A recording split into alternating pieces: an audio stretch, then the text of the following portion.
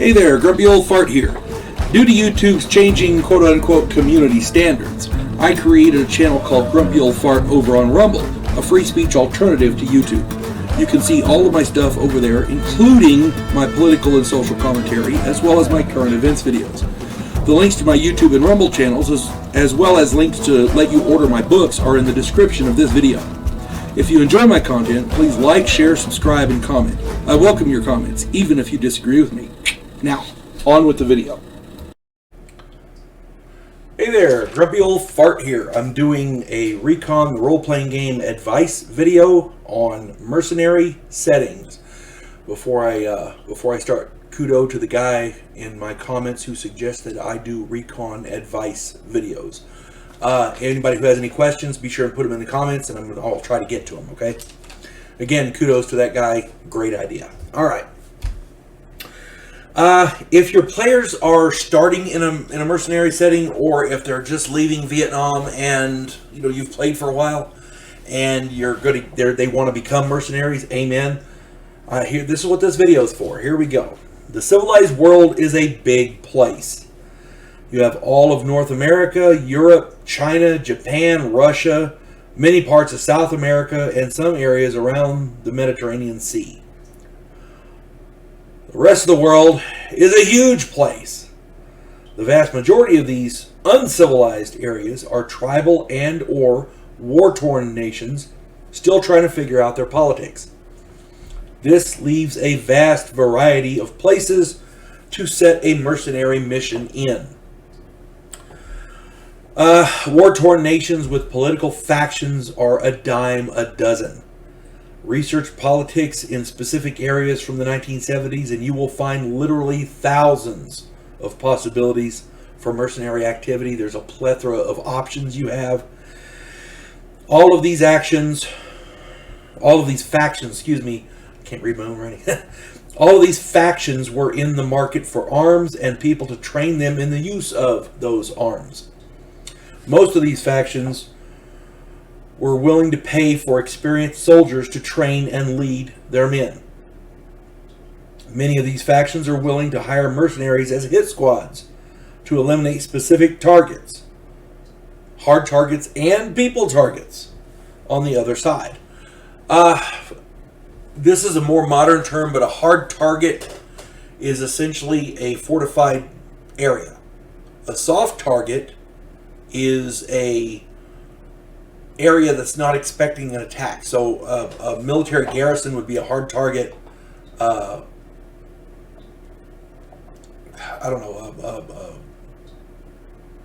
business office would be a soft target. Now,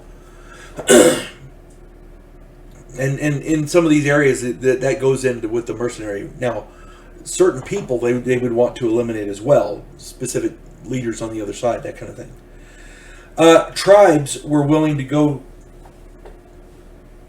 to war for almost any perceived reason. Most of these tribes were primitive to some degree. One infamous terrorist group, I believe they were the Houthis, the Houthi rebels. I believe that's them, but don't quote me. They were tribal warriors who believed wearing women's dresses kept them safe in war. Another avenue, they were very, very primitive, very superstitious. Another avenue of possible missions include wartime criminal hunters, war criminal hunters. In the 60s and 70s, many Nazis were brought to justice. Many infamous Nazis escaped to South America after World War II. Many infamous war criminals from all over the world, not just Nazis, have yet to face justice. War criminals from South America, Africa, and the Middle East make excellent bases for missions, excellent topics or subjects for these missions. Treasure hunters venturing into uncivilized areas of the world may very well need the services of experienced veterans as guards. The lure of a treasure at the end of a mission has been known to tempt even the most reluctant mercenary. Who doesn't want to walk out with drive out of a jungle with a jeep full of gold, right? The possibilities of mercenary missions, especially in the 70s, are almost limitless. A word of caution. Many of your players will want to be mercenaries in modern times. I do not recommend this. There's a plethora of reasons. Modern politics is very divisive. I'm going to use Ukraine as an example. There are many people who think we should go to war in Ukraine. There are many people who believe that we shouldn't have anything to do with Ukraine. There are many people who think that there are politicians who are angling to start World War III. Not all of these politicians are American. You see what I'm saying? Politics today is very divisive. You can look at a historical period and say this happened and this happened and that happened. There's no arguing because that's what happened. In modern politics, there's so many stories going around that there's no way of knowing the truth until later.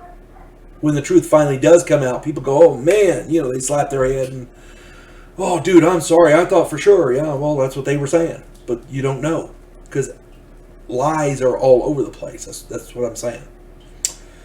Modern technology is exceedingly complex and gets more and more complex daily. On my channel, I do a series of videos called Technophobe. Go and check that out. Some of the technology there is, oh my God, horrific. It's just, and this is technology that's actually being developed. I don't put anything on that channel that's not actually either in development or already developed. Okay? So, keep that in mind.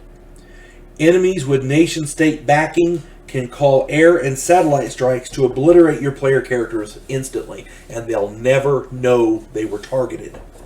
Your guys are walking through the jungle on the way to the bad guy's hideout or whatever, and they see him on infrared or FLIR or whatever, and motion sensors, for lack of a better word, and there's a plethora of different ways they can detect them. They get spotted by a sentry that they don't see anything. Oh yeah, they're in this area. Just mow the whole place down. Here, drop napalm, drop bombs, drop a missile, whatever. Your whole group's dead, and they never knew they were even spotted. You see what I'm saying? Modern technology is like that. I'm just saying. Modern politics. As a matter of fact, there was a movie out called Tears of the Sun. They had it was a special forces team. I want to say it was a SEAL team, and they had a handheld device that could show them real-time satellite images, and he was showing how the bad guys were chasing them all night, that kind of thing. And that's modern technology, and it's cool unless you're on the other end. You see what I'm saying? It's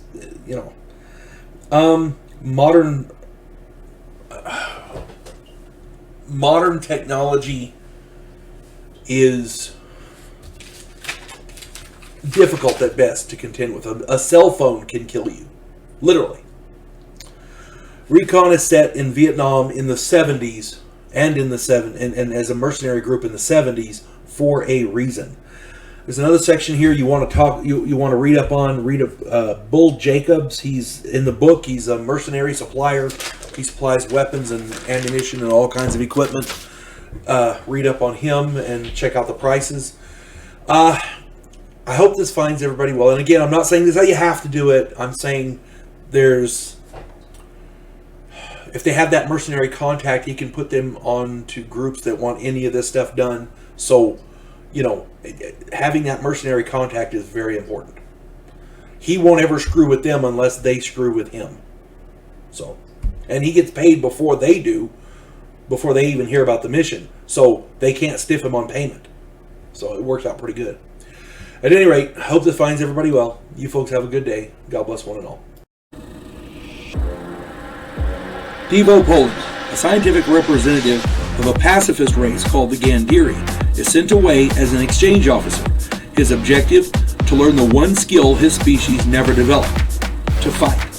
And he's sent to learn that skill from the one species who does it better than any other in the galaxy, humans. If you like science fiction with an upbeat military tone, check out my novel, Vanguard 1.